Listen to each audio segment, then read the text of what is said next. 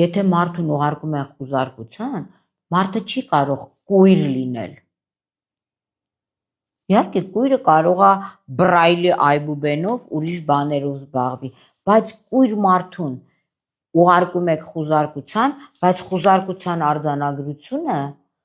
բացառապես տեսնողի համար է, այստեղ եթե այս ամբողջ խուզարկության արձանագրությունը լիներ բրայլի այբուբենով կամ մորզեի ծիծի տատա,